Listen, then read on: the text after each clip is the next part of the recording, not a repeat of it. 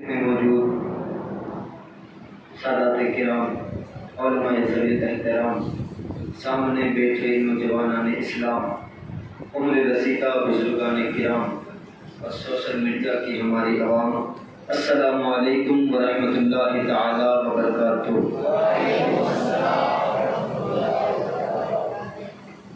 نحمده ونصلي ونسلم على رسوله الكريم، الحمد لله رب العالمين والعاقبة للمتقين، والصلاة والسلام على سيد الأنبياء والمرسلين وعلى آله وأصحابه وأزواجه وأهل بيته وذرياته وعترته وخدامه وعشاقه وجنوده وعلى علماء شريعته وأولياء طريقته وشهداء محبته وأنبياء أمته وعلينا معهم يا أكرم الأكرمين ويا غياث المستغيثين يا أرحم الراحمين، أما بعد، فأعوذ بالله من الشيطان الرجيم، بسم الله الرحمن الرحيم، لقد كان لكم في رسول الله أسوة حسنة، صدق الله المولى العظيم، وبلغنا رسوله النبي الأمين المتين المبين الكريم الرؤوف الرحيم، ونحن على ذلك لمن الشاهدين والشاكرين والذاكرين والحامدين، والحمد لله رب العالمين۔ يا صاحب الجمال ويا سيد البشر، من وجهك المنير لقد نبل القمر، لا يمكن الثناء كما كان حقه، بعد خدا بزرگ تمہیں قصہ مختصر،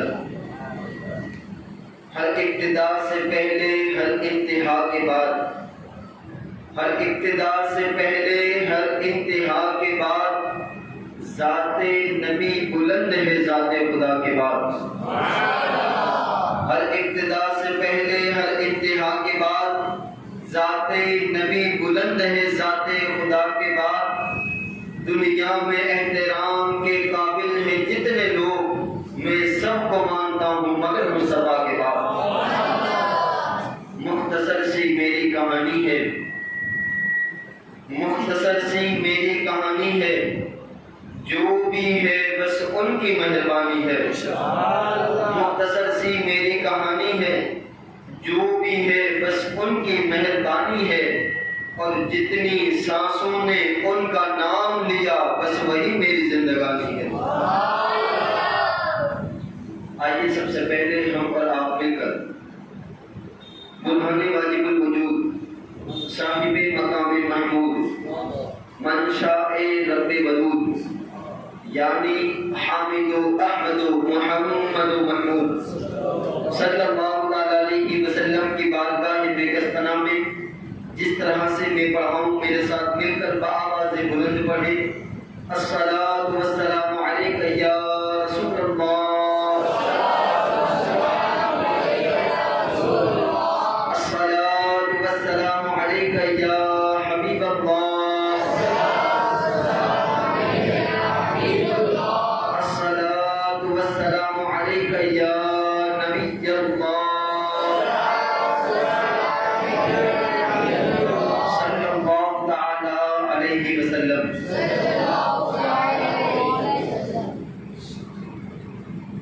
ایک مرتبہ آپ حضرات اپنی طرف سے نبی، آل نبی اور اصحاب نبی کی بارگاہ میں درود پاک پڑھیں، اللہم صلی علی سیدنا مولانا محمد کما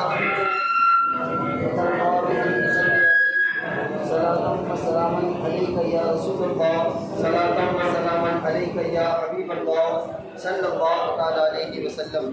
ایک مرتبہ اور نبی، آل نبی اور اصحاب نبی کی بارگاہ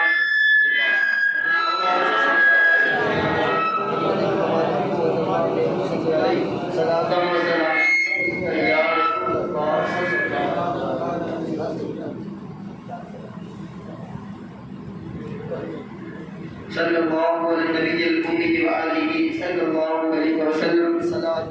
وسلاما علیک یا رسول اللہ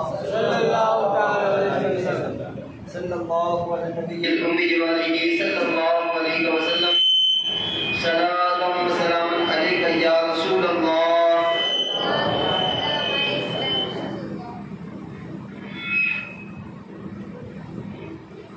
صلی اللہ علی النبی الأمی وآلہ صلی اللہ علیہ وسلم صلاۃ و سلام علیک یا رسول اللہ صلی اللہ علیہ وسلم.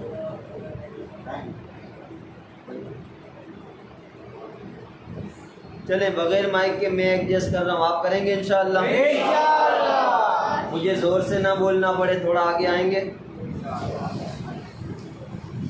ہاں, کچھ باتوں میں انشاءاللہ ہوتا ہے اور کچھ باتوں میں عمل ہوتا ہے, اور آج کل ایک الگ ہی رویہ اختیار کر لیا ہے لوگوں نے کہ جس بات میں انکار کرنا ہو وہاں کہہ دیتے انشاءاللہ.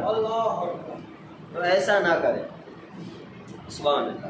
ایک مرتبہ ہمارے نبی پاک صلی اللہ تعالیٰ علیہ وسلم کو حاضر و ناظر مانتے ہوئے درود پاک پڑھیں. اللہم صلی علی سیدنا مولانا محمد کما تحب وترضى ان تصلی علیہ صلاۃ و سلام علیک یا رسول اللہ صلی اللہ تعالیٰ علیہ وسلم.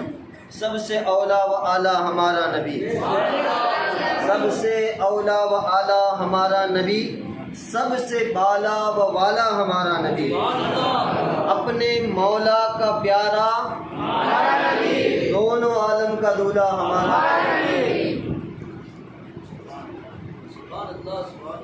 دیکھیں, خطبہ مسنونہ کے بعد میں نے جس آیت کریمہ کو تلاوت کرنے کا شرف حاصل کیا, اللہ تبارک و تعالیٰ ارشاد فرماتا ہے لقد کان لکم فی رسول اللہ اسوۃ حسنہ, یقیناً تمہارے لیے تمہارے نبی کی زندگی سب سے بڑا نمونہ عمل ہے.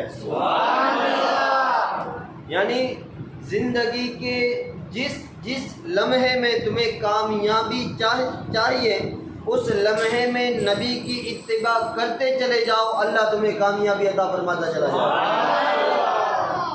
اچھا, ایک بات یہاں قابل غور ہے, یہ دنیا ایک امتحان کی جگہ ہے کہ نہیں؟ موت میت ہو جائے تو ہم آیت سنتے ہیں الذی خلق الموت والحیات لیبلوکم ایکم احسن عملا, وہ ذات کے جس نے زندگی اور موت کو پیدا فرمایا اس لیے کہ وہ تمہیں آزمائے. توجہ میری بات پر رکھے تھوڑی دیر کے لیے.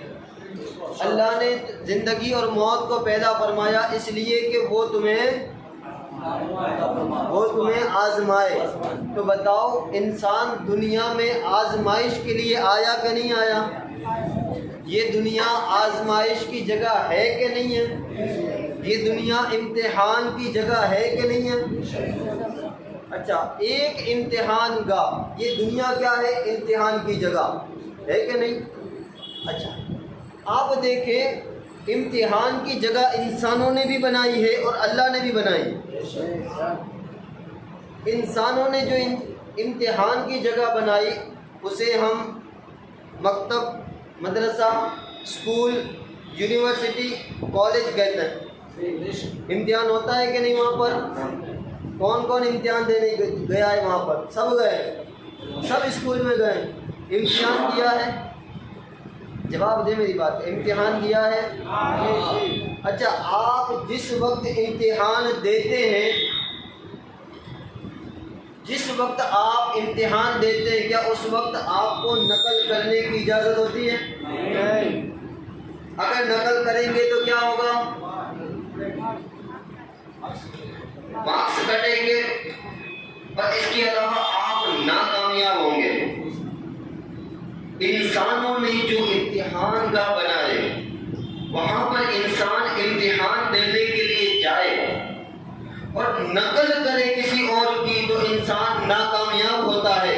لیکن قربان جاؤں, اللہ نے ایسا امتحان گاہ بنایا ہے, ایسی امتحان گاہ بنائی ہے کہ اس امتحان گاہ میں آ کر تم نبی کی جتنی نقل کرتے چلے جاؤ گے اللہ اتنی ہی کامیابی عطا فرماتا چلا جائے. ایک ہے انسانوں کی امتحان گاہ, ایک ہے خدا کی امتحان گاہ. انسانوں کی امتحان گاہ میں اگر تھوڑی سی نقل کرو گے تو بھی ناکام ہو جاؤ گے, خسارے میں پڑ جاؤ گے, اور خدا کی امتحان جتنی نقل کرتے چلے جاؤ گے اللہ اتنی ہی تمہیں کامیابی عطا فرماتا چلا جائے گا۔ تو یہ فرق ہے مصنوعات کا اور مخلوقات کا۔ بات سمجھ میں آئی؟ سب کو آ گئی بڑے آسان انداز میں؟ اچھا، اللہ کے پیارے رسول صلی اللہ تعالیٰ علیہ وسلم کی جب ہمیں نقل کرنی ہی ہے تو ان کی ایک ادا میں آپ کو بتاؤں اور اسی پر انشاءاللہ آج کی پوری تقریر ہوگی، اور اللہ سے دعا ہے اللہ اس پوری تقریر میں مجھے حق بولنے کی، آپ کو حق سننے کی، ہم سب کو اس حق بات پر عمل کرنے کی توفیق عطا فرمائے۔ اللہ کے پیارے رسول صلی اللہ تعالیٰ علیہ وسلم کی سیرت مبارکہ کے جتنے بھی گوشے ہیں، جہاں جہاں ہمیں نقل کرنی ہے وہاں پر ایک گوشہ نکاح بھی ہے۔ آپ نماز کس طریقے پر پڑھتے ہیں؟ تکبیر باندھتے ہیں، قیام کرتے ہیں، رکوع کرتے ہیں، سجدہ کرتے ہیں، اس کے بعد قاعدے میں بیٹھ کر سلام پھراتے ہیں۔ یہ پورا طریقہ باضابطہ طور پر قرآن میں نہیں آیا، ہم نے نبی کو دیکھ کر کے سیکھا۔ حج کیا ہے، آپ میں سے کئی لوگوں نے حج کیا ہوگا، جنہوں نے نہیں کیا اللہ اس محفل کے صدقے میں انہیں حج پر حج کیا ہے۔ حج فرض ہے صاحب مال پر، صاحب استطاعت پر۔ حج کے ارکان ہمیں کس نے بتائے؟ اللہ نے نہیں بتایا۔ کعبے کے چکر لگانے ہیں، صفا پر جانا ہے، مروہ پر جانا ہے، یہ کرنا ہے، وہ کرنا ہے، نہیں، اللہ نے صرف حج کی فرضیت پر آیت کریمہ نازل فرمائی، لیکن ہم نے جیسا نبی کو کرتے دیکھا ہم نے بھی ویسا کر لیا، اللہ نے اسی طریقہ کار کو حج بنا دیا۔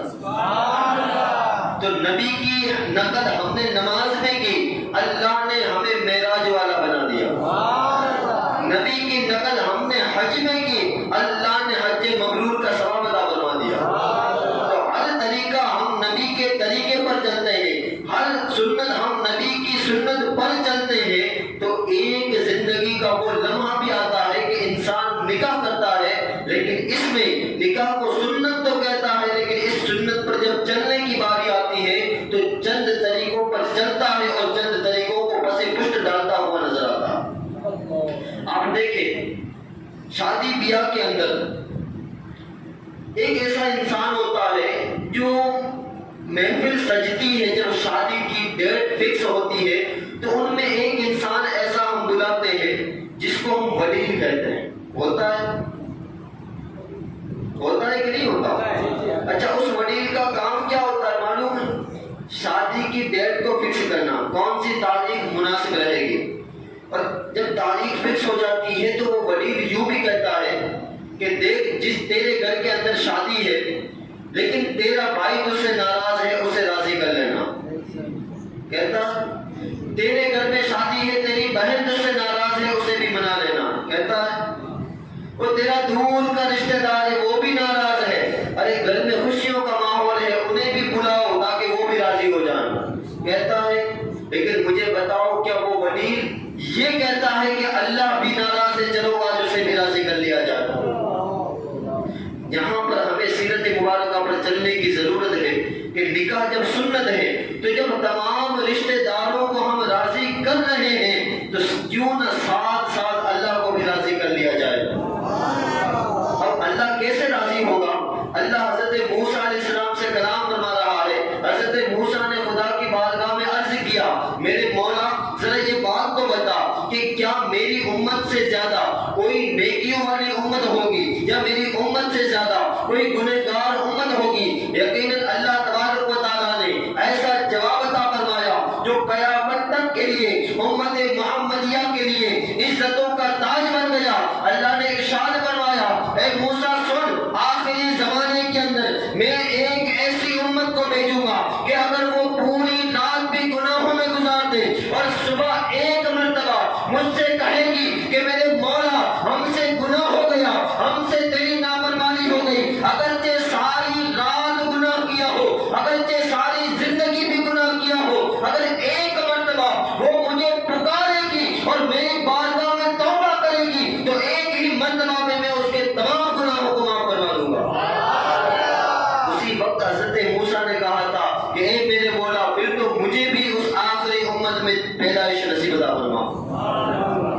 تو جس امت میں آنے کے لیے موسیٰ جیسے نبی دعا کرے اسے امت محمدیہ کہا جاتا ہے۔ تو بتاؤ ہم امت محمدیہ ہے تو ہمارا کردار کیسا ہونا چاہیے؟ اللہ فرماتا ہے وما خلقت الجن والانس الا لیعبدون، ہم نے انسان اور جنات کو پیدا ہی عبادت کے لیے کیا ہے۔ اب یہاں پر ایک نقطہ یہ بھی ہے کہ جب انسان کو عبادت ہی کے لیے پیدا فرمایا ہے تو کیا انسان کاروبار نہ کرے؟ کیا انسان سفر نہ کرے؟ انسان شادی بیاہ نہ کرے؟ اپنے گھر والوں کو وقت نہ دے؟ کیا سارا دن نماز روزہ زکات حج ہی کرتا رہے؟ تو میرے دوستوں اور بزرگوں اسی آیت کریمہ کے تحت مفسرین کرام فرماتے ہیں کہ اگر انسان رسول اللہ کی زندگی کے مطابق اپنے تمام کام کرے گا، لقد کان لکم فی رسول اللہ اسوۃ حسنہ، اگر انسان چلنے والا انسان رسول اللہ کے طریقے پر چلے گا، بولنے والا انسان رسول اللہ کے طریقے پر بولے گا، سننے والے انسان رسول اللہ کے طریقے کے مطابق سنیں گے، کھانے والے انسان رسول اللہ کی سنت کے مطابق کھائیں گے، تو وہ بظاہر دنیاوی کام کریں گے لیکن ان کا دنیاوی کام کرنا بھی ہم عبادتوں میں شمار کر دیں گے۔ تو ذرا غور کرے کہ ہمارا ہر کام اللہ عبادت میں لکھنے کے لیے تیار ہے، لیکن بس فرق ہے کہ ہمیں سمجھ میں آنا چاہیے۔ ہم شادی کر رہے ہیں، اچھا نکاح کے باب میں ایک بات یہ آتی ہے اور اس بات کو سمجھانے سے پہلے میں یہاں بیٹھے ہر شخص کو یہ بات کہنا چاہوں گا کہ لفظ نکاح وہ لفظ ہے جو قرآن میں آیا ہے،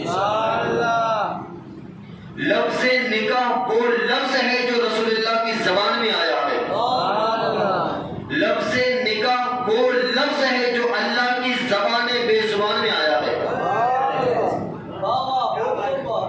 اللہ کی لفظ نکاح وہ لفظ ہے جو اللہ کی زبان بے زبان میں بھی آیا ہے، تو اس نکاح کی فضیلت کون بیان کر سکتا ہے؟ اب آپ میں سے ہر شخص جو نکاح والا ہے میں ان سے پوچھنا چاہتا ہوں نکاح کا مطلب کیا، ترجمہ کیا؟ نکاح ہو گئی، 2-3 بچے بھی ہو گئے، نکاح کا ترجمہ کیا ہے؟ یہی وجہ ہے کہ ہماری زندگی میں سکون نہیں ہے کہ ہم نے نکاح کا ترجمہ ہی نہیں سمجھا۔ اگر نکاح کے ترجمے کو سمجھ لیا ہوتا اللہ ہماری زندگیوں میں سکون عطا فرما دے۔ نکاح کا ترجمہ سمجھے، آسمان سے پانی اترتا ہے، بارش کا پانی وہ مٹی پر گرتا ہے، جب مٹی پر گرتا ہے اور مٹی پانی کے اندر چلی جاتی ہے، آسمان کا پانی زمین کی مٹی جب ایک ہو جاتے ہیں، علماء لغت فرماتے ہیں کہ اسی کو نکاح کہا جاتا ہے۔ آسمان کا پانی ایک چیز، زمین کی مٹی دوسری چیز، جب دو مل کر کے ایک ہو جاتے ہیں تو اسی ایک ہونے کو نکاح کہا جاتا ہے۔ اب ایک ہونے کا مطلب یہ ہے کہ میاں بیوی کی سوچ ایک ہو، میاں بیوی کے کام کاج ایک ہو، میاں بیوی کے آپس کے تمام معاملات ایک ہو، میاں بیوی کے درمیان اختلاف رائے نہ ہو، یہ نکاح ہے۔ اور جہاں اختلاف رائے ہو جاتا ہے پھر جھگڑا شروع ہو جاتا ہے اور سکون برباد ہو جاتا ہے۔ یہ ایک ترجمہ سمجھا آپ نے؟ اچھا دوسرا میں آپ کو بتاؤں، اس سے یہ ترجمہ لغت کے اندر موجود ہے۔ ہو سکتا ہے کہ کسی انسان کے ذہن میں آئے کہ آسمان کا پانی جب زمین کی مٹی سے لگ جاتا ہے تو پھر کیچڑ ہو جاتا ہے، اور نکاح کے بعد آدمی کا حال بھی ایسا ہو جاتا ہے۔ لیکن آؤ میں آپ کو دوسری مثال سے سمجھاؤں۔ ایک ہوتی ہے آنکھ اور ایک ہوتی ہے اس میں کالک سرما۔ آنکھوں میں سرما لگایا ہے کبھی؟ چبھتا نہیں ہے۔ بغیر سرمے والی آنکھ الگ ہوتی ہے، جب سرما لگا لیا جائے تو خوبصورت نظر آنے لگتی ہے۔ علماء لغت فرماتے ہیں کہ سرمے کا آنکھ میں لگ جانا اور اس سے زینت کا پیدا ہو جانا یہی نکاح ہے۔ یعنی انسان جب نہیں کرتا تب تک وہ خوبصورت زندگی نہیں گزارتا، جیسے ہی نکاح ہوتا ہے اس کی زندگی خوبصورت ہو جاتی ہے۔ اب یہ تو تھی لوگوں کی باتیں، انسانوں کی باتیں۔ آؤ خدا سے پوچھے، خدا تو بتا نکاح کیا ہے؟ سمجھ میں آ رہی ہے باتیں؟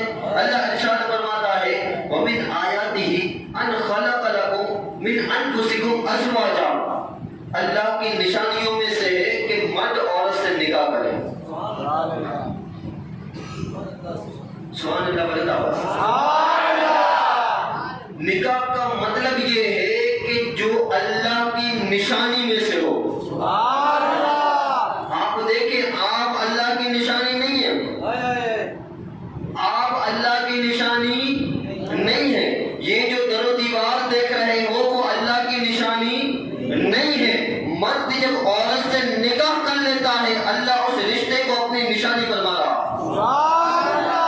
اور اب جو بندہ نکاح کی بے حرمتی کرتا ہے، نکاح کی بے حرمتی کر کے نکاح کا بے ادب بن جاتا ہے، گویا کہ وہ اللہ کی نشانیوں کا بے ادب بنتا ہے۔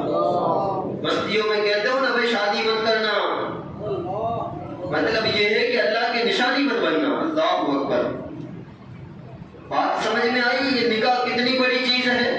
آج تک ہم نے تو صرف نکاح کو نکاح جانا، وہ حضرت آئے قبول ہے قبول ہے قبول ہے 3 بار کر چکے اور بعد میں نکاح ہو گیا، بس بات ختم۔ حالانکہ یہاں بات ختم نہیں ہوتی، یہاں سے تو بات کا آغاز ہوا۔ آغاز سے ایک بات یاد آئی، اللہ نے کائنات کو بنایا۔ آج دنیا کے اندر ان گنت رشتے موجود ہیں، ماں باپ کا رشتہ، بھائی بہن کا رشتہ، چاچا بھتیجے کا رشتہ، بہن بھائی کا رشتہ، ماموں بھانجے کا رشتہ، تمام رشتے ایک طرف۔ جب کائنات کا آغاز اللہ نے فرمایا چاہا، اللہ نے کائنات کا آغاز ماں باپ کے رشتے سے نہیں پیدا فرمایا، اللہ نے کائنات کا آغاز بھائی بہن کے رشتے سے نہیں پیدا فرمایا۔ جب اللہ نے کائنات کا آغاز فرمایا تو نکاح جیسے رشتے سے آغاز فرمایا۔ صرف آغاز ہی نہیں، آغاز ہی نہیں، ہم سب ایک دن مر جائیں گے، قبر میں چلے جائیں گے، آخرت میں اٹھیں گے، حساب و کتاب دیں گے۔ حساب و کتاب کے بعد جب جنت میں جائیں گے تو جنت میں باپ کے ساتھ نہیں رہیں گے، جنت میں ماں کے ساتھ نہیں رہیں گے، بلکہ فخریہ طور پر اللہ کے پیارے رسول صلی اللہ تعالیٰ علیہ وسلم ارشاد فرماتے ہیں، اور یہ بات سند کے ساتھ موجود ہے کہ انسان جنت میں بھی اس کی بیوی کے ساتھ رہے گا۔ کیا مطلب ہے نکاح کا؟ کہ آغاز بھی اللہ نے نکاح سے فرمایا اور انتہا بھی اللہ نے نکاح کے ساتھ فرمایا۔ سمجھ رہے میری بات کو؟ یہ عام لفظ نہیں ہے۔ اور ایک بات یہ بھی بتاؤں میں آپ کو میرے دوستوں اور بزرگوں کہ اللہ تبارک و تعالیٰ نے قرآن پاک میں ایک آیت کریمہ ارشاد فرمائی، ہن لباس لکم وانتم لباس لہن، عورتیں تمہارا لباس ہے اور تم عورتوں کا لباس ہے۔ ایک نقطے پہ بات کروں، تفصیل والی بات کروں اگر سننی ہو تو۔ مجھے بتاؤ، میں اس وقت کپڑے پہن کر کے آیا ہوں، کمبینیشن کلر کمبینیشن میں نے کیا ہے، وہ گھڑی میں بھی ایسی گھڑی پہن کے آیا ہوں جو میرے جس کو دیکھنے سے کپڑا ابھرے، کپڑے کو دیکھنے سے واچ میری ابھرے، ہوتا ہے ایسا۔ ٹوپی کا کلر ایسا استعمال کیا ہے کہ ٹوپی دیکھو آپ تو میرا کرتا دیکھنے کا من کرے، کرتا دیکھو تو ٹوپی دیکھنے کا من کرے، ہے ایسا؟ وہ نوجوانوں سے خاص گفتگو ہے ایسا ہے؟ انسان باہر جاتا ہے تو اپنے لباس کو اچھا کر کے نکلتا ہے، اچھا لباس پہن کر کے نکلتا ہے۔ کبھی سوچا ہے کہ انسان اچھا لباس کیوں پہنتا ہے؟ جواب دیجیے۔ انسان اچھا لباس اس لیے پہنتا ہے تاکہ لوگ اس کی عزت کریں دیکھ کر کے، یہی تو بات ہے۔ اچھا لباس پہنا ہوگا لوگ پاس میں آ کر بیٹھیں گے، اچھا لباس پہنا ہوگا لوگ ہم سے باتیں بھی کریں گے، اچھا لباس پہنا ہوگا لوگ ہمارے پاس آ کر ہم سے ملاقات بھی کریں گے۔ اس کے بعد اگر برا لباس ہو تو کوئی پاس نہیں آئے گا۔ پتا چلا اللہ نے عورت کو مرد کا لباس، مرد کو عورت کا لباس اس لیے بنایا کہ جب نکاح ہو تو دونوں ہی کی زندگی خوبصورت نظر آئے۔ مرد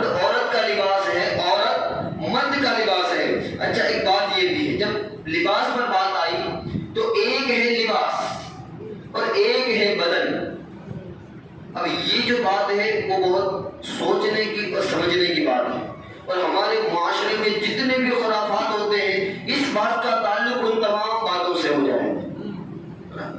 ایک ہے لباس، ایک ہے بدن، ان دونوں کے درمیان کچھ ہے؟ کچھ ہے؟ ہے کچھ؟ نہیں۔ آپ نے بال کٹوائے کبھی؟ نائی کے پاس جا کر بال کٹوائے؟ بال کٹوانے کے بعد آپ کیا کرتے ہیں؟ گھر جا کر کیا کرتے ہیں؟ بڑے دعوت سے بولیں، غسل کرتے ہیں، نہاتے ہیں۔ کیوں نہاتے ہیں؟ فرض تو واجب، غسل تو واجب نہیں ہوا آپ پر، کیوں نہاتے ہیں؟ بال پوچھتے ہیں کہ نہیں پوچھتے؟ جلدی جلدی گھر جاتے ہیں، رستے میں کوئی ملے تو بھی کہتے بعد میں ملتا ہوں، ابھی بال پوچھ رہے، ابھی حجام کے وہاں سے آیا ہوں۔ یعنی جب بدن اور لباس کے درمیان تیسرا آ جائے تو سکون برباد ہو جاتا ہے۔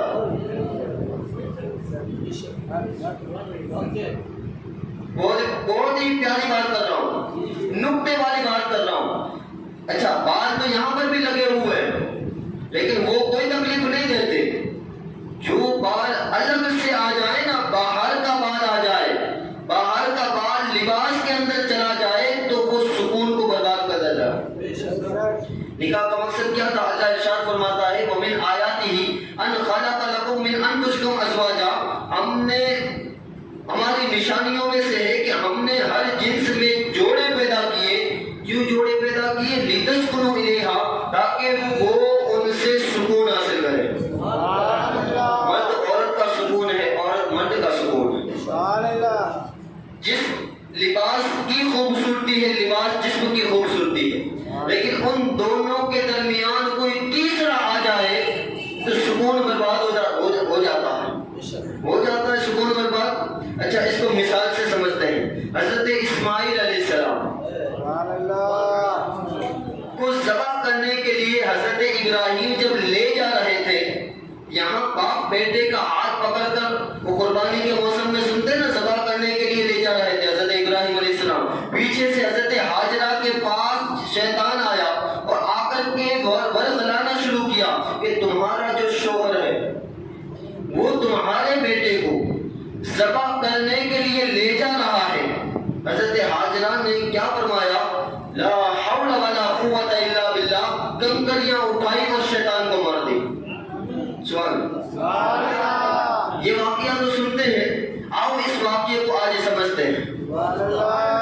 صرف اتنا ہی واقعہ نہیں ہے، آئی وہ شیطان آیا، حضرت ہاجرہ نے کنکری ماری اور وہ سنت ہو گئی، بس اتنا ہی واقعہ نہیں ہے، بلکہ اس کے اندر یہ نقطہ بھی پوشیدہ ہے کہ شیطان نے حضرت ہاجرہ سے پوچھا تھا کہ میں آیا تھا 2 آنکھ لے کر، 2 کان لے کر، 1 ناک لے کر، 2 ہونٹ لے کر، انسانی شکل میں، بدن کے ساتھ، لباس کے ساتھ، انسانی شکل میں میں تمہارے پاس آیا تھا، تو تم نے کیسے پہچانا کہ میں شیطان ہوں؟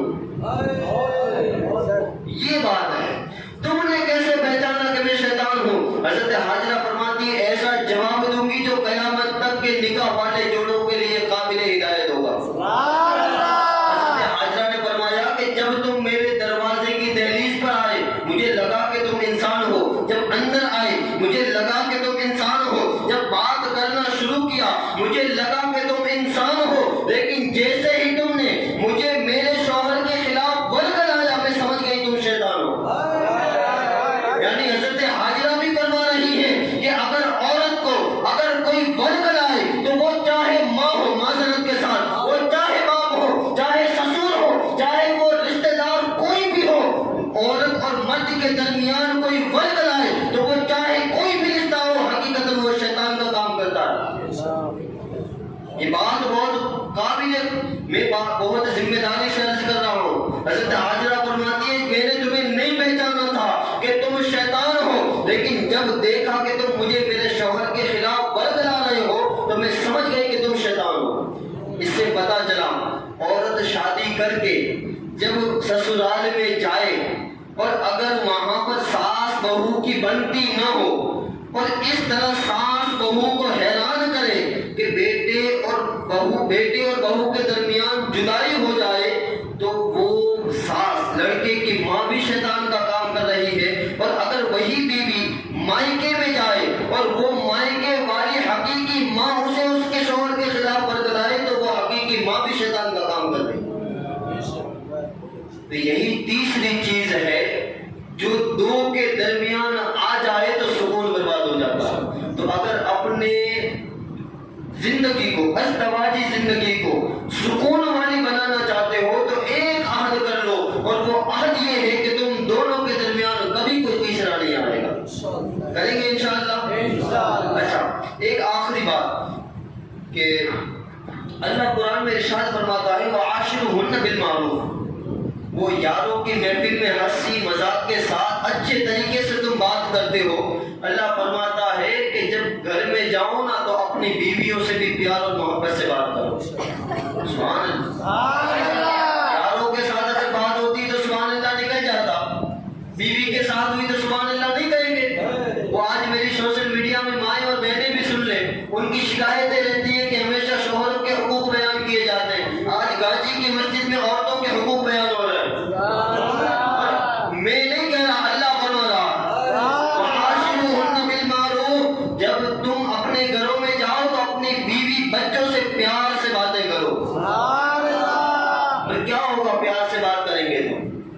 اللہ اسی آیت میں ارشاد فرماتا ہے وَيَجْعَلُ اللَّهُ فِيهِ خَيْرًا كَثِيرًا، جب تم اپنی بیویوں سے پیار اور محبت سے باتیں کرو گے اللہ تمہارے کاروبار میں برکت عطا فرماتا چلا جائے گا۔ شو روم میں برکت تلاش کرنے والوں، اور دکانوں میں برکت تلاش کرنے والوں، اور باہر تجارتوں میں جا جا کر برکتیں تلاش کرنے والوں، تمہاری اپنی برکت تمہارے اپنے گھروں کے اندر موجود ہے۔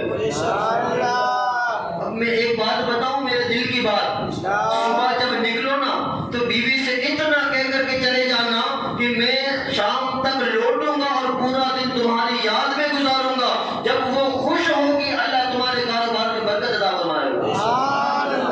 اور میں ایک بات بتاؤں، دوستوں کو منانا بہت مشکل کا کام ہوتا ہے، ماں باپ کو منانا بہت مشکل کا کام ہوتا ہے، لیکن عورت کو منانا، اور دیکھیں عورتوں میں بھی بہت ساری قسمیں، میں بی ایف جی ایف کی بات نہیں کرتا اس لیے کہ ان کے نخرے تو بہت زیادہ ہوتے ہیں، میں بات تمہیں تمہاری بیویوں کی کر رہا ہوں۔ بیوی کو منانا سب سے زیادہ آسان ہے۔ مثال دوں، شام کے وقت ایک بندہ 10 روپے کی آئس کریم لے کر کے جائے اور بیوی سے کہے کہ میں ایک آئس کریم لے کر کے آیا ہوں، آج ہم ایک آئس کریم میں ساتھ کھائیں گے،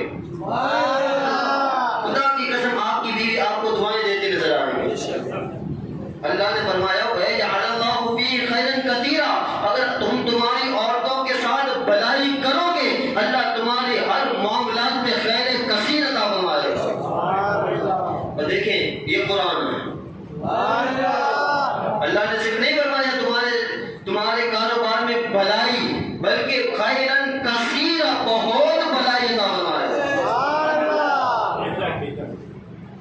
یہ بات ہے میرے دوستوں، لیکن ایک بات یہاں یہ بھی قابل غور ہے، بس آخری بات،